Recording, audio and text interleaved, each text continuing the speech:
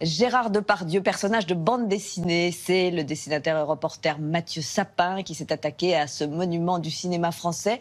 Il l'a suivi chez lui, dans ses voyages et sur ses tournages. Et cela donne un album inédit, drôle et émouvant. Gérard, 5 ans dans les pattes de Depardieu. Et on découvre ce grand fauve apprivoisé dans une forme d'intimité toujours géniale. Benoît Puichon. 150 ans plus tard, sur les traces de Dumas et de Moinet, j'ai décidé de refaire une partie de son voyage accompagné d'un dessinateur, Mathieu Sapin. Je suis allé particulièrement en Azerbaïdjan, où toutes les époques se mélangent. Prenez un auteur de BD facétieux et mettez-le dans les pattes d'un mythe du cinéma pendant 5 ans.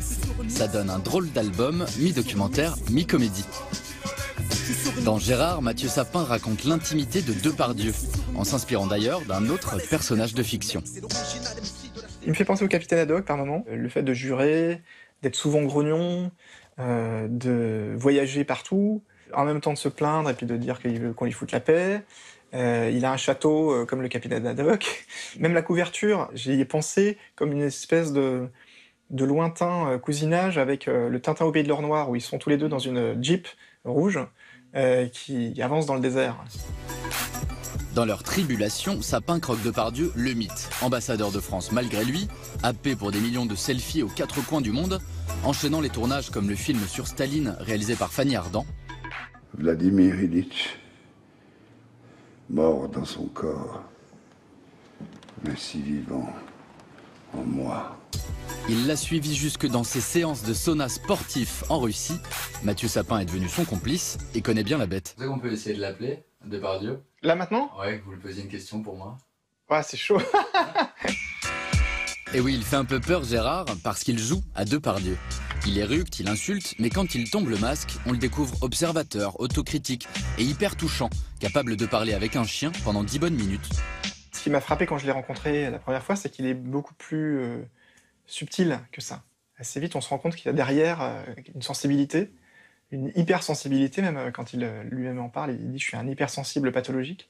Il va souvent dans le sens de l'image qu'on a de lui, mais il est aussi plus compliqué. Et par exemple, sur la question de la bouffe, je l'ai vu faire des repas pentagruéliques, et je l'ai vu aussi ne pas manger du tout.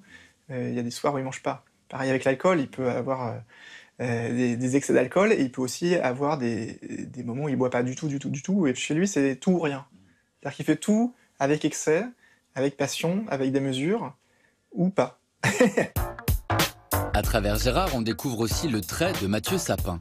Un dessin simple, presque jeté, avec un héritage de l'humour franco-belge, qui va des Schtroumpfs à Tardy, en passant par l'œuvre de Gottlieb. Il commence d'ailleurs sa carrière par la BD humoristique, mais c'est le conseil d'un autre dessinateur français qui le pousse à changer de style. Lewis Trondheim m'a beaucoup marqué parce que c'est lui qui m'a vraiment incité à raconter des choses à la première personne et à m'inspirer du réel. Avant, j'étais vraiment dans des démarches d'écrire des fictions avec des super-héros détournés. Et lui, c'est lui qui m'a dit « essaye de créer un avatar, ton personnage en BD ». Et il m'a beaucoup influencé pour ça. Depuis, Sapin s'est lancé dans le genre documentaire. Il a fait le making-of du film de Johann Sfar, Gainsbourg vie héroïque, les coulisses du journal Libération, les coulisses aussi de la campagne de François Hollande et de la vie du président à l'Élysée. Une BD de reportage à la première personne, héritée de Crumb et Joe Sacco, qui marche bien en France. Aujourd'hui, il y a un engouement très net pour la bande dessinée du réel. Il y a des albums qui ont fait date, comme les albums de Guy Delisle à Pyongyang ou Chronique de Jérusalem. Et aussi quelqu'un comme Emmanuel Guibert, par exemple, avec Le Photographe. Si cette bande dessinée a tant de succès aujourd'hui, c'est aussi parce que auparavant, il y a eu un engouement pour la bande dessinée autobiographique, avec des albums comme Persepolis de Satrapi, L'Ascension du haut mal de David B, plus récemment L'Arabe du futur de Riyad Satouf. Et à chaque fois, c'est des albums dans lesquels l'auteur se met en scène. Et le lecteur, du coup, peut être, je pense, plus facilement concerné parce qu'il y a une subjectivité qui est complètement assumée. Et pour travailler, Sapin dessine tout ce qu'il voit dans ses petits carnets, comme les rushs d'un film. Il fait ensuite un montage en storyboard de son histoire. Le lien avec le cinéma est évident. On le retrouvera d'ailleurs comme le sujet du documentaire Macadam Popcorn en juin prochain. Il va à la rencontre des exploitants de cinéma, les dessine et est filmé en train de les dessiner. C'est toi qui as dessiné ce truc-là? Tu m'as fait un double menton. Ah, tu t'es reconnu? C'est un film et une BD sur le film, ou un peu des deux, vous choisirez.